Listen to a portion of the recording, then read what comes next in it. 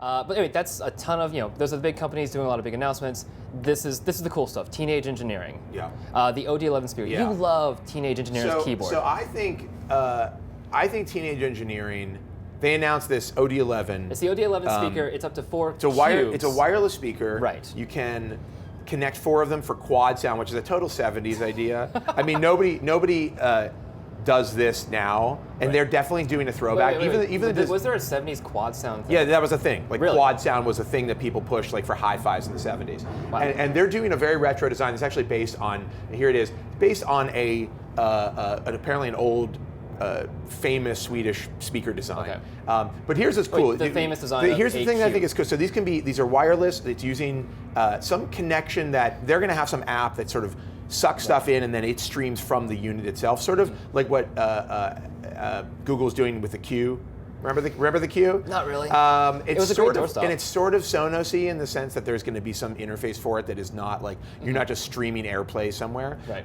But I think one of the coolest things about this is actually this right these here. knobs. They have different colored knobs, and the knob is apparently like a big. I didn't get a chance to play with it, but it's heavy. It has a magnet. You can magnetize it to a refrigerator. You can tap it to stop or start play, and it actually turns. You can see it here. It's rotating. It's like a big red knob that you can place anywhere in your house. And if you have multiple knobs, which I think you're going to, you can basically take over the playlist. So if you've got a family and you've got somebody's got the blue knob and you've got the red knob, you can control. You can battle for control. It's interesting that this design interface, this circle thing, is coming back in kind of this weird way. Like the iPod just got rid of the circle. Skeuomorphism.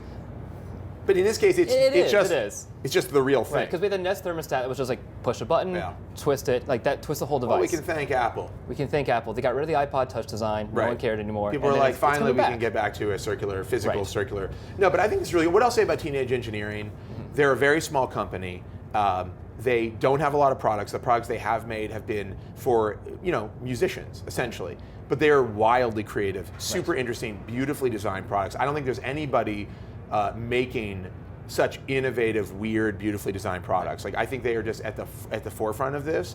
I feel like now they're starting getting into the home a little bit. They're getting into more of a consumer. Well, I mean, this is luxury consumer. Okay, they're $800 a speaker. Okay, that's not bad. But it's still in the home, not just for a musician. And I think I could see them starting to. I mean, I would love to see these guys take on a tablet or a smartphone or a PC. I would love to see what teenage engineering would do with the design of a PC.